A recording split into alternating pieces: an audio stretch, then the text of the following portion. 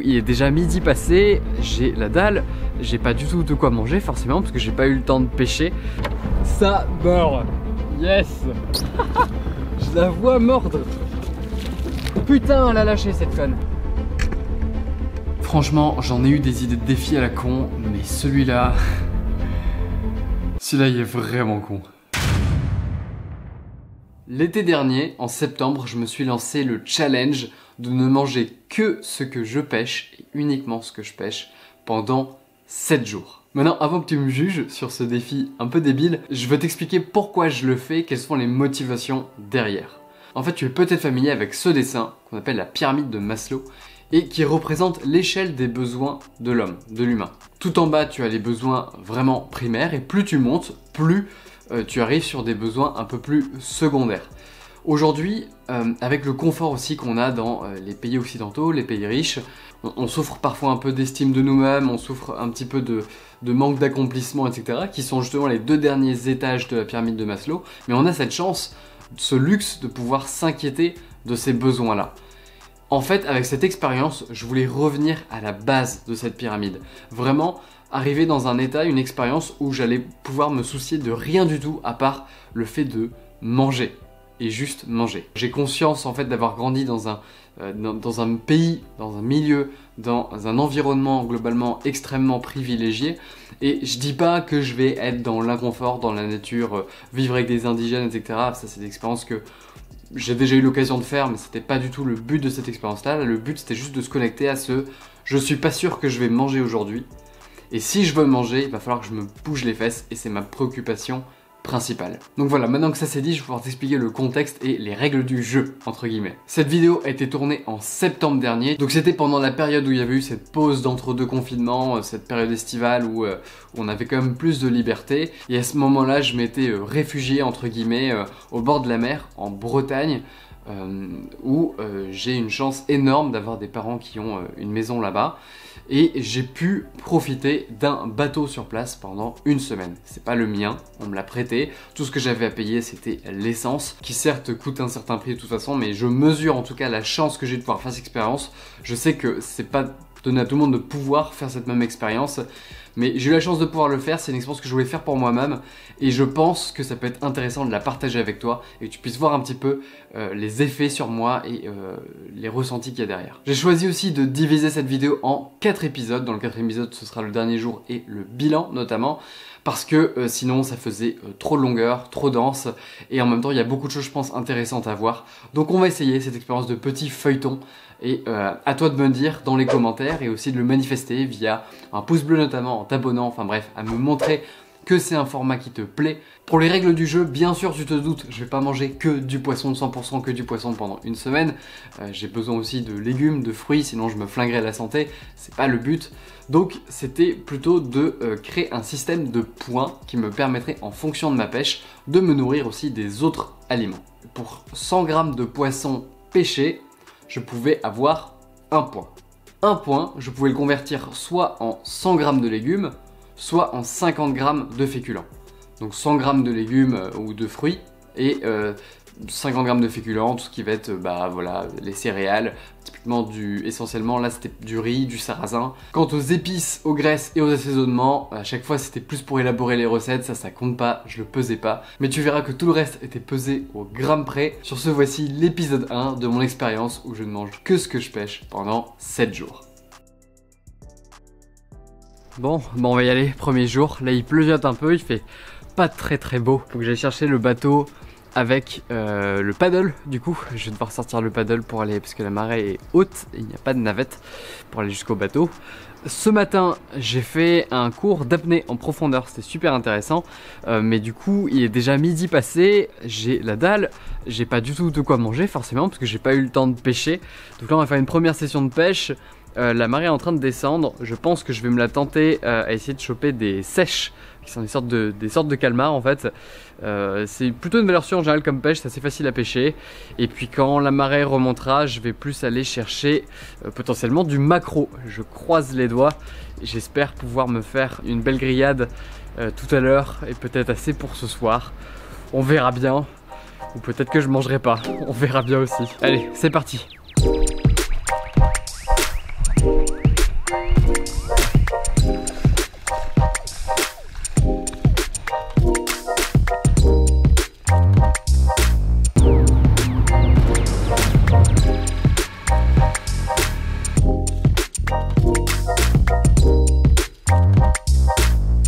Bon, là on est en mer, je vais essayer de pêcher un peu la sèche. La sèche, c'est un genre de calmar qui se pêche avec ça, ce genre d'hameçon là. Ça s'appelle une turlute, voilà, pour ceux qui veulent savoir. Sans mauvais jeu de mots, c'est vraiment le nom du truc. Pourquoi la sèche? Je vais la jouer stratégique. La sèche, ça se pêche à n'importe quel moment de la journée. Et le gros avantage de la sèche, c'est que c'est assez lourd. Du coup, si je veux manger des légumes et d'autres trucs à côté, bon voilà, stratégiquement, c'est plutôt smart. Et en plus, je peux réutiliser les tentacules après comme appât pour pêcher notamment de la dorade ou ce genre de choses si je veux essayer de me faire des plats un peu variés. Va falloir faire attention à pas mettre de l'encre partout sur le bateau parce que ça salope tout, c'est comme les pieuvres en fait, ça envoie de l'encre. Bref, on va voir ce que ça donne et on démarre tout de suite. A few moments later. Bon, là j'ai changé de coin parce que ça mord pas de ouf, ce qui fait un peu chier parce que j'ai la dalle. Là il va être bientôt 14 h. J'ai toujours pas mangé. Croise les doigts. Non, toujours pas. One eternity later. Ça mord. Yes. Hop. Ah putain, yes. Merde. Putain, elle a lâché. À la conne. J'ai croisé un bateau. Je me suis dit, écoutez, vous allez être meilleurs pêcheurs que moi. Je pêche la margate, je n'arrive pas à en avoir.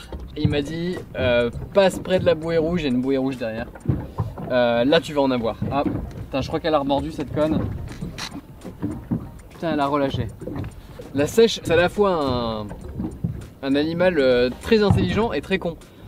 C'est très intelligent parce que c'est un cerveau qui est très développé, mais c'est relativement con parce qu'en fait ça ne comprend pas que l'hameçon est mauvais pour lui en fait. Donc en fait si jamais il lâche, j'ai juste à remettre au fond et il va le rechoper. Genre là il a rechopé, je suis sûr que c'est la même.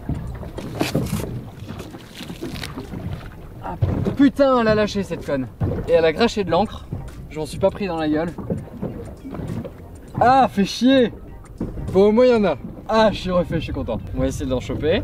Hein, c'est pas encore gagné. Le problème c'est que quand t'es tout seul et que tu dois gérer l'épuisette et la relevée de la sèche, c'est pas évident. Eventually. Ça y est, j'en ai une. Putain, j'ai jamais été aussi content, je crois, d'en pêcher une de ma vie. Elle est là. Hop. Elle essaye de cracher de l'encre, mais normalement elle a plus d'encre. Normalement, je vais pas faire le con non plus. Elle est plutôt belle. Je vais essayer d'en choper quelques-unes en plus quand même. Là ça va, je crois que j'ai le truc. On est reparti. Allez, je sais pas ce qui se passe. J'ai l'impression qu'il y a toute la famille qui s'y met. Ça enchaîne. J'en ai une deuxième. Ah putain, elle s'accroche pas là, mais j'ai des touches. Je la vois mordre. Elle est là. Elle est juste là. Yes! Putain yes! Faut juste faire gaffe à ce qu'elle crache pas son encre dans le bateau. Ah! C'est bon! Yes! J'en ai 3! Ça va me faire un petit stock quand même pour manger. Bon, 3 normalement j'aurais de quoi me faire un festin ce soir. On s'arrête pas en si bon chemin. Je vais essayer d'en remonter 3-4 autres. Et ensuite, je vais aller pêcher le maquereau. Ah, elles sont belles en plus. Yo! Là, j'ai été rejoint par Louis Combe, juste là. Hello. Qui m'a donné un peu de renfort sur la pêche à la sèche. Il en a remonté une autre. J'en ai remonté une autre. Donc ça fait 5 sèches en tout, ce qui est plutôt cool. Et là, on est passé au maquereau. Donc maintenant, on a monté des lignes différentes. On est près d'un rocher qu'on voit là. C'est ça. Et on va tâter plusieurs profondeurs. Le but, c'est de ramener pas mal de maquereaux. On croise les doigts, mais j'ai au moins de quoi bien manger ce soir. 2 hours later. Finalement rentré, je viens de prendre une douche, j'en avais pas pris de la journée, j'ai passé toute la journée en mer, j'en peux plus. J'ai toujours pas mangé. C'est le moment du verdict, c'est le moment de la pesée. Je vais peser la pêche du jour, donc 5 sèches au total. On va voir si c'était une stratégie gagnante. Là, on est à 0. Suspense. 1,675 kg. Allez. Ça devrait me faire quelques belles plâtrées de légumes, ça aussi. Je suis content. Je suis content, je vomis. Et là, je suis hyper content. Stratégie gagnante. Ça va me faire au moins de quoi manger ce soir, demain midi, peut-être demain soir. Mais pas sûr. En tout cas, je vais devoir pêcher demain ou alors dimanche matin. On verra. Maintenant, on va cuisiner tout ça. Du coup, j'ai fait en plusieurs parties. Il y a Ça, qui sont les blancs, c'est la partie, je sais que là maintenant je peux les cuisiner, je peux en faire un repas. Ça, qui sont quelques tentacules, quelques bouts de tête, des choses comme ça. Donc ça, je pense que ça sera pour demain. Il y a l'encre que j'ai récupérée dans un pot. Il y a moyen de se faire des sauces qui sont très sympas. Si jamais t'es pas au courant que tu peux utiliser de l'encre de sèche, tu sais, tout ce qui est pâte à l'encre de sèche, ça se fait beaucoup dans les restaurants italiens, c'est super bon. Et alors ça, tu vas peut-être trouver ça un peu dégueulasse, mais ce sont les viscères en fait. Ce sont tous les viscères de la sèche et également la matière grise. En fait, ça a un très gros cerveau. Et toute la matière grise que j'ai récupérée, parce que bah, tout se mange hein, dans les produits de la mer. Pour le coup, c'est tellement d'efforts d'aller pêcher toute la journée comme ça pour juste peut-être 2-3 repas. Que je veux jeter le moins de trucs possible en fait et faire de la bouffe à partir du plus de trucs possible. Donc on va essayer de faire des plats sympas avec ça. Là je vais juste essayer de manger rapidement, donc je vais faire les blancs avec des légumes et je m'occuperai du reste. J'irai un peu plus dans les trucs un petit peu élaborés demain. Ça a pas l'air mauvais. Petite poêlée de blanc de sèche avec une poêlée Picard, 300 g de légumes Picard, 50 g de riz que j'ai fait cuire. Le tout avec une petite sauce arrabbiata, du beurre et de l'ail. The next day. Alors deuxième jour, là il est 12h15, je vais essayer de manger assez tôt pour aller en mer assez rapidement. Grosso modo je me fais un plat assez similaire à hier soir. Donc j'ai ma poêlée de légumes là de 300 g Picard. Là j'ai les tentacules que j'ai fait revenir dans, en guise de féculents, 50 g de farine de sarrasin. J'ai également les poches d'encre et quelques parties des têtes que je garde, que je vais me faire empoueller après. Certainement avec une bisque de homard qui me reste de la semaine d'avant, de homard que j'avais pêché. Donc je vais faire revenir ça là-dedans et je me prévois une banane en dessert. Et après je m'apprête à prendre la mer et on va essayer de pêcher à nouveau. Je sais pas encore comment je vais pêcher cet après-midi. Je vais me démerder. Alors j'ai essayé de filmer ça mais on voit pas très bien parce que c'est à contre-jour. Là je suis quand même très bien, hein. Il y a pas mal de soleil. Je vais pas me plaindre. Il y a des mouettes qui plongent là-bas. Je peux essayer de te montrer mais tu vois il y a un contre-jour. Et tu vois pas, à mon avis elles sont trop petites pour que tu les vois. Mais il y a une ou deux mouettes qui plongent. Qu'est-ce que ça veut dire? Si elles plongent, c'est-à-dire que les petits poissons nagent en surface. Et donc elles essayent de choper les petits poissons. Et pourquoi les petits poissons nagent en surface? Parce qu'ils se font attaquer par des gros poissons en dessous. Du coup ça veut dire qu'il y a du gros poisson qui chasse du petit poisson là, et que le gros poisson il est à peu près à mi-hauteur, voire un peu en surface. Donc je vais essayer avec un autre montage de ligne qu'on appelle une ligne en mitraillette, de choper ces poissons là. Je suis pas du tout fort dans cette technique de pêche, je suis très mauvais pour les types de coins. Je me rappelle juste de la théorie des mouettes et j'espère que ça marche. Later. Là je suis rentré de la pêche, j'ai eu que 2 sèches, déjà ça, le reste ça n'a rien donné. Je vais faire la pesée de la pêche tout à l'heure. Là maintenant je vais essayer de rentrer ma session de sport et de manger pas trop tard.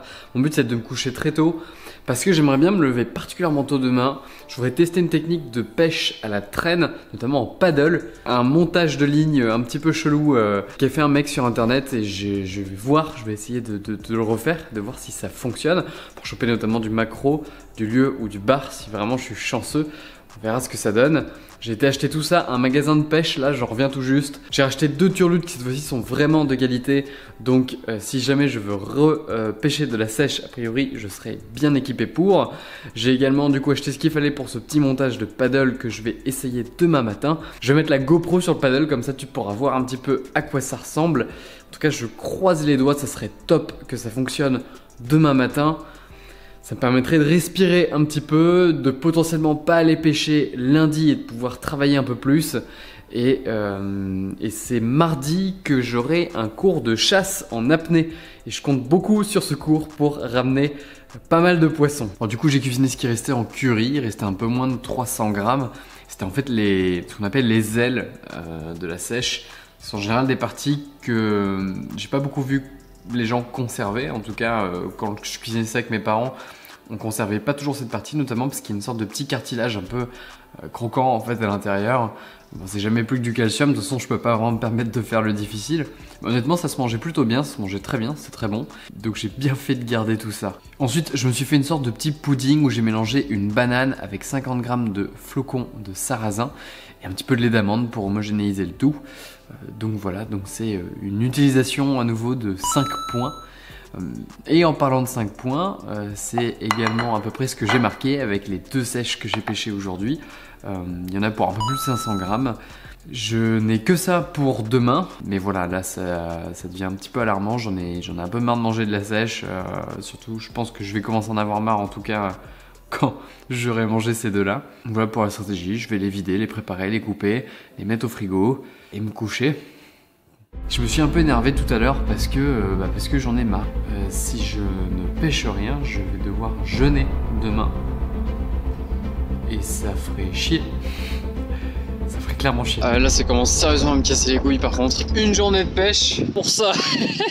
J'espère que cette première partie t'a plu. Pour voir la suite, n'hésite pas à t'abonner, à activer la cloche pour être sûr d'être notifié dès que ça sortira. Mais également un pouce bleu si ça te plaît. Sur ce, à très vite pour l'épisode 2. D'ici là, prends soin de toi. Ton corps te remerciera.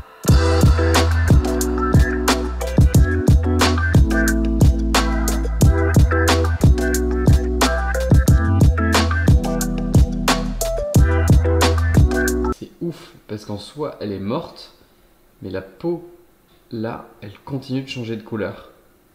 C'est dingue.